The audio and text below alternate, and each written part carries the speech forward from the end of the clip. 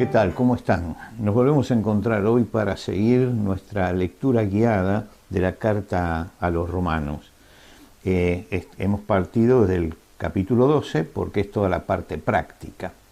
Ahora, hemos terminado el asunto o hemos leído ya la parte de cómo funciona el cuerpo. Ahora nos va a dar una serie de enseñanzas de conducta cristiana. Conducta cristiana que contradice lo que en general en este siglo se aprueba.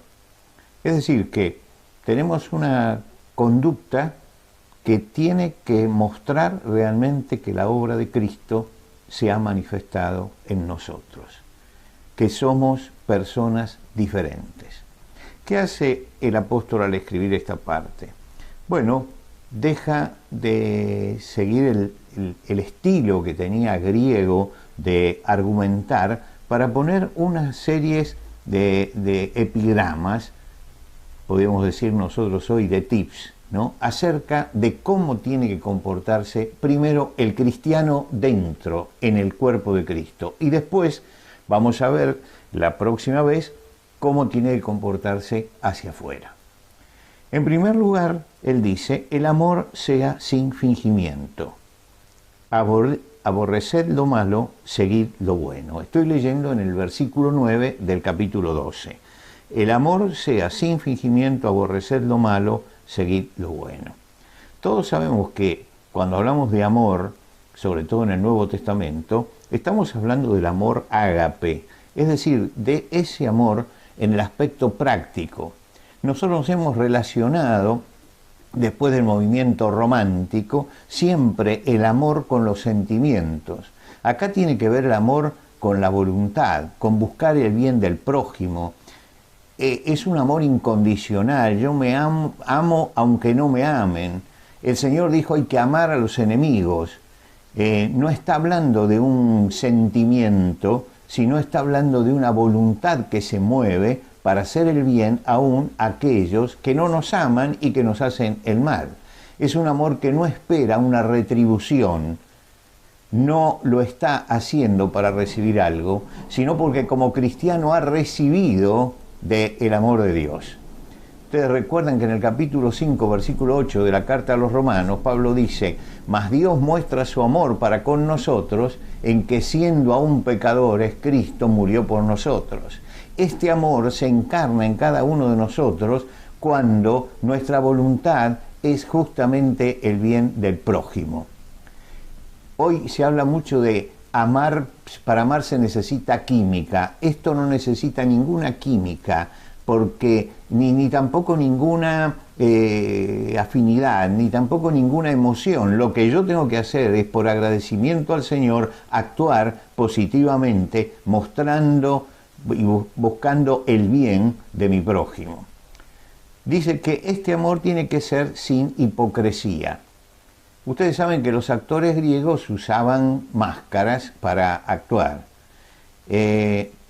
Nosotros tenemos, por ejemplo, como símbolo del teatro, las dos carátulas. Y esas dos carátulas de la tragedia y la comedia, de la risa y el sufrimiento, ¿qué significan? Significan que al comienzo del teatro, en Grecia, se utilizaban esas máscaras. Y nosotros le llamamos carátula, y la palabra carátula viene de la palabra máscara, son máscaras. Jesús calificó a los fariseos como hipócritas, eran actores. Para él, la religiosidad de los fariseos no era algo que surgiera de una auténtica devoción a Dios, sino que era actuar la fe, actuar la religión delante de los demás, mostrarse delante de los demás. Acá el Espíritu Santo nos dice que el amor tiene que ser sin hipocresía.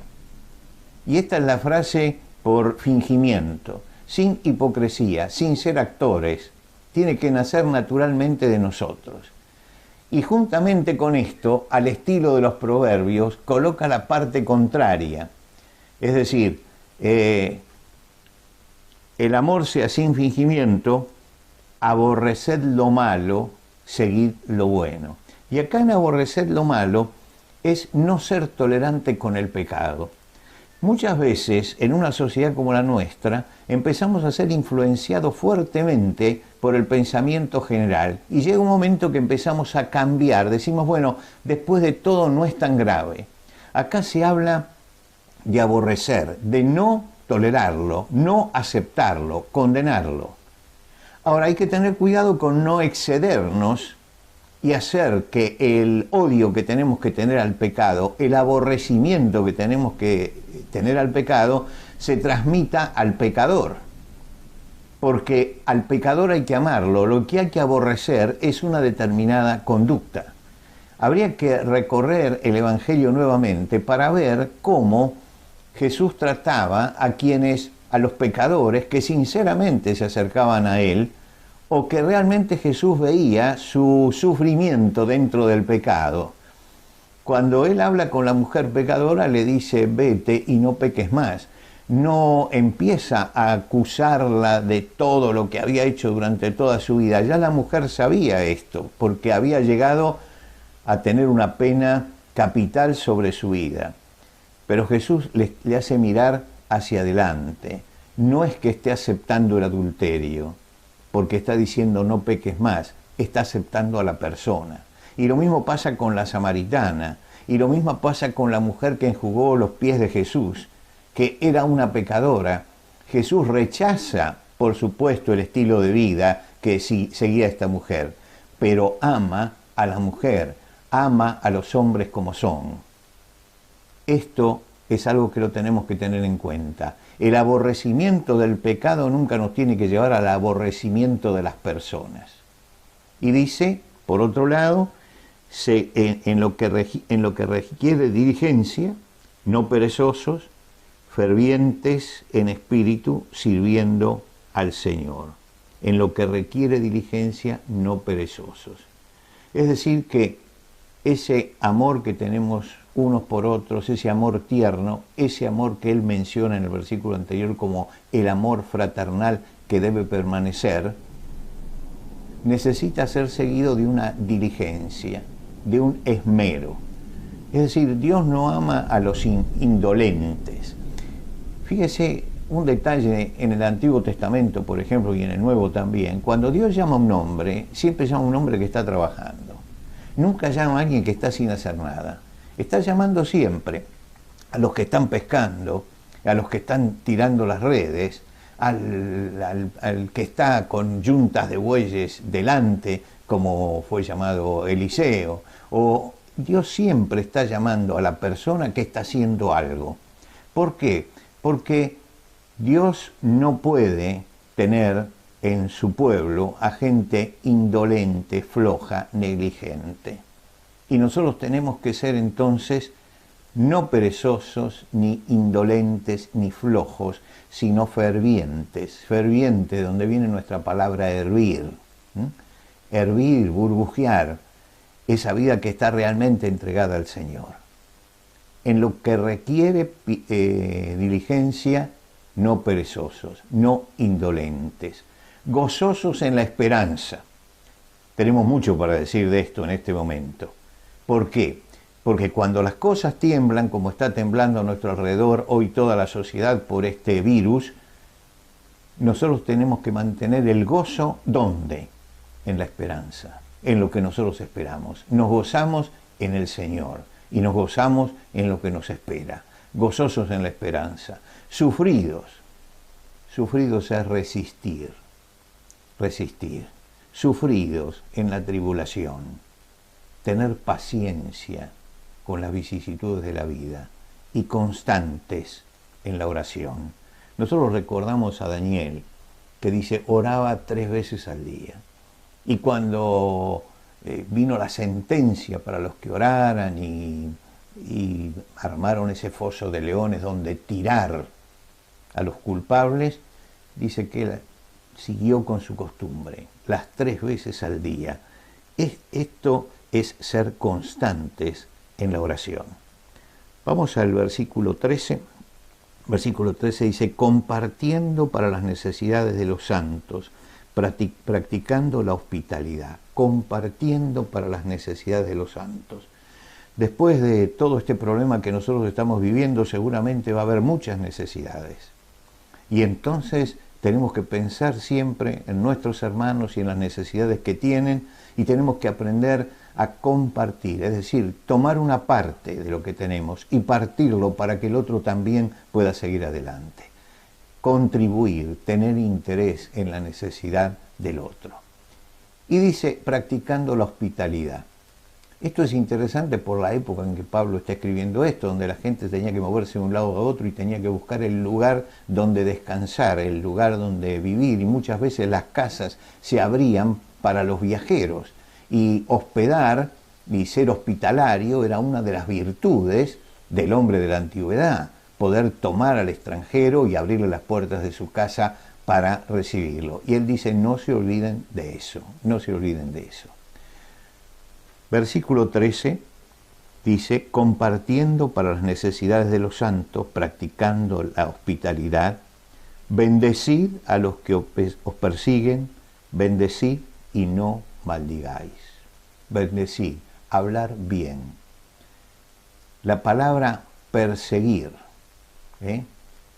perseguir, los que nos persiguen, aquellos que nos acosen, dice, bueno, lo normal es quejarnos de ellos, pero dice no los maldigan, bendíganlos, porque esta es la reacción normal que un cristiano tiene que tener hacia los enemigos.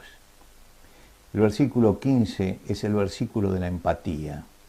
Es uno de los versículos maravillosos de la palabra de Dios. Gozaos con los que se gozan, llorad con los que lloran. Saber adaptarme a cada circunstancia, saber adaptarme a cada momento. La vida presenta cosas así.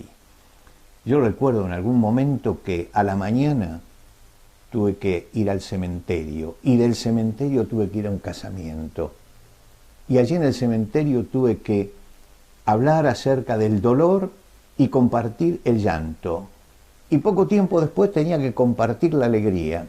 Y creo que esto es lo que tiene que hacer un cristiano, saber estar en cada lugar de acuerdo a lo que se está viviendo.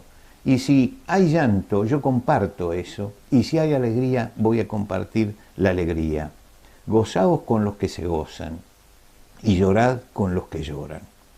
Unánimes entre vosotros, no altivos, sino asociándoos con los humildes. No seáis sabios en vuestra propia opinión. Este versículo, unánimes, sentir lo mismo, no altivos, nos advierte contra las ambiciones orgullosas que podemos tener, como el caso de Ananías y Zafira, que querían ser más de lo que eran. Esto es la altivez. Es decir, está advirtiendo el apóstol sobre buscar cosas elevadas y honores para nosotros mismos, estima para nosotros mismos. Dice, esa altivez no tiene que estar, no tiene que aparecer en la vida del cristiano. Tampoco tratemos de ser sabios en nuestra propia opinión y no devolvamos mal por mal.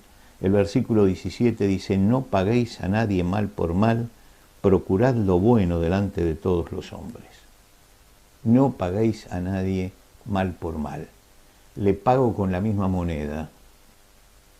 Me las hace, las paga.